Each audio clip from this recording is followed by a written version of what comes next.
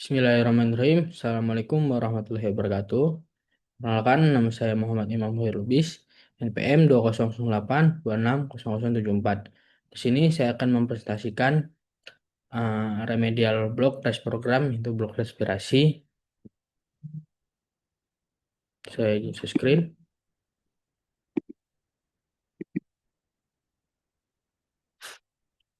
Baik, di sini saya akan membahas tentang judul pneumonia. Masuk ke pertama, ada ke definisi.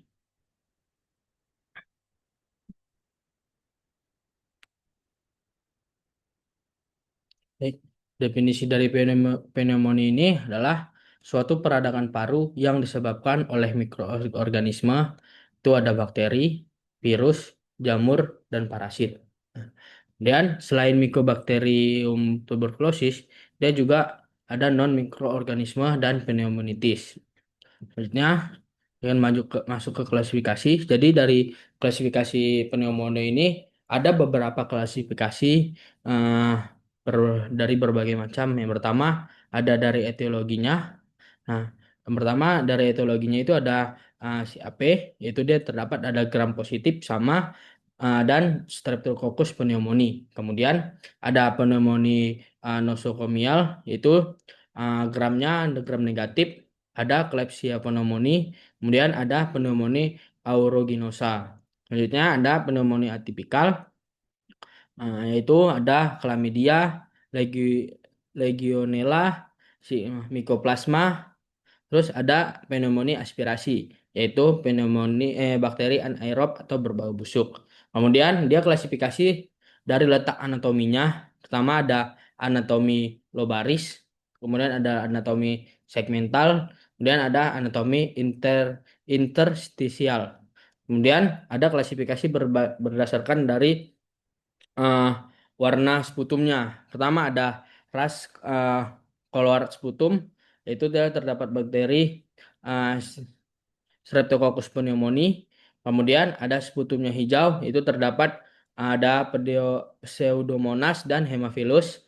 Kemudian ada red currant jelly, dia itu terdapat ada Klebsiella pneumoniae. Kemudian berdasarkan dari epidemiologisnya, yang pertama ada community acquired pneumonia, yaitu dari lingkungan sekitar.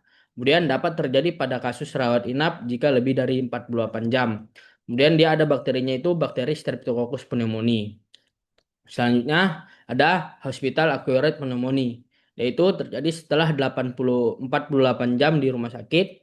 Kemudian dia terdapat bakteri gram negatif, yaitu Pseudomonas sp dan Klebsiella sp. Kemudian ada ventilator associated pneumonia. Nah, dia itu muncul setelah terpasang ventilator minimal 48 jam. Kemudian ada healthcare associated pneumonia. Jadi pasien ini tidak rawat inap dengan riwayat kontak dengan pelayanan kesehatan. Kemudian dia bisa jadi ada cuci darah, kemoterapi sama wood treatment. Kemudian klasifikasi berdasarkan klinis khasnya, yaitu yang pertama ada lobar atau segmental, dia itu mengenai hanya spesifik satu lobus atau pada segmen paru. Kemudian ada bronkopneumonia, yaitu adanya peradangan parenkim yang juga dibarengi dengan radang bronkus. Biasanya terjadi ini pada anak. Kemudian parenkim yang juga dibarengi dengan radang bronkus biasanya juga pada anak bakteri gram negatif atau Pseudomonas sp dan Klebsiella sp. Kemudian ada aspirasi. Dia biasanya pada individu yang refleks batuknya jelek. Untuk contohnya, pasien dengan stroke atau pasien yang tidak sadar, biasanya dia sering terjadi di lobus bawah kanan bawah. Kemudian ada immunocompromised, yaitu ada pneumonitis zero vein atau HIDS. Dan untuk cara menegakkan diagnosanya, pertama dari anamnesisnya itu dilihat demam itu biasanya dia dapat terjadi eh, kurang dari 40 derajat Celcius. Kemudian dia bisa jadi menggigil. Kemudian Batuk dengan berdahak nuklir atau fluoren, kadang juga dia bisa disertai dengan darah. Kemudian dia ada sesak napas dan ada nyeri dada. Selanjutnya untuk pemeriksaan fisiknya, nah diinspeksi dilihat bagian yang sakit itu tertinggal waktu bernapas. Itu waktu diinspeksi kita lihat.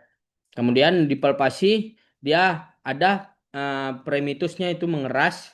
Kemudian untuk di perkusinya itu biasanya dia perkusinya itu redup. Dan kalau di auskultasi dia itu sering terjadi dapatnya adanya rongki dan biasanya itu dia ada di lobus bawah. Nah, untuk pemeriksaan penunjangnya yang pertama ada laboratorium, yaitu lihat pertama ada leukositosis, yaitu leukositnya meningkat, ada peningkatan laju endap darah, kemudian ada pemeriksaan darah, pemeriksaan dahak, yaitu dilakukan untuk kultur sputum. Biasanya ini pemeriksaan gold standarnya. Kemudian ada kultur darah dan serologi. Kemudian kultur darahnya itu positif pada 20 sampai 25% penderita yang tidak diobati. Kemudian ada AKDA, yaitu terjadi dapatnya adanya hipoksemia, hiperkarbi, dan biasanya bisa sampai asidosis respiratorik. Kemudian untuk radiologisnya dia bisa jadi bisa dia usulkan untuk fototoraks. Kemudian dia terdapat adanya infiltrat sampai kondoliasi dan air bronkogram. Ya. Untuk tata laksananya, di sini ada macam tata laksana. Yang pertama dari penilaian derajat keparahannya ada skor URB 65. Yang pertama ada confusion, yaitu kebingungan mental. Kedua ada urea, dilihat kadar ureanya itu kurang dari 7 mm per liter atau tidak. Kemudian ada respiratory rate, dilihat frekuensi napasnya itu kurang dari 30 kurang lebih dari 30 kali per menit. Kemudian ada blood pressure, lihat tekanan darah sistolnya dia lebih dari 90 mm Hg atau diastolnya itu lebih dari 60 mm Hg. Kemudian lihat ada 65 yaitu usianya itu biasanya di bawah 65 tahun. Nah, kemudian ada pengobatan medisnya. Nah, dari pengobatan medis ini dia terbagi menjadi dua. Kemudian, nah, yang pertama ada rawat jalan. Nah, rawat jalan ini biasanya itu diberikan golongan makrolida, itu azithromycin atau bisa dikasih doxycycline. Nah, jika ada komorbidnya atau penyakit penyerta, dia bisa diberikan fluoroquinon respiratorik atau kombinasi dari beta lactam dan makrolida. Nah, kemudian untuk rawat inapnya, dia bisa dikasih pemberian antibiotik melalui infus atau intravena, seperti dikasih dia ceftriaxone dengan kombinasi dengan azithromycin. Nah, kemudian ada terapi pendukungnya atau terapi sportifnya bisa dikasih oksigen, kemudian hidrasi, nutrisi, sama fisioterapi dada. Nah, untuk edukasi dari pneumonia ini, ya mungkin bisa dikasih yang pertama dia diedukasi bahwasannya untuk berhenti merokok, kemudian dia divaksinasi, sama dia dikasih tahu untuk etika batuknya gimana.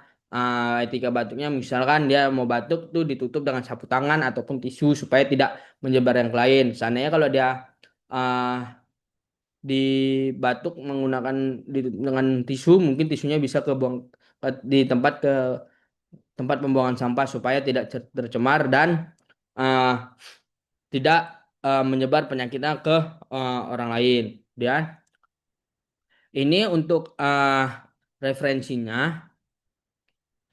Mungkin kurang lebihnya mohon maaf. Apabila ada kata-kata yang salah, itu datangnya dari saya. Dan apabila ada kata-kata yang benar, itu datangnya dari Allah Subhanahu wa taala. Sekian dari saya. Wassalamualaikum warahmatullahi wabarakatuh.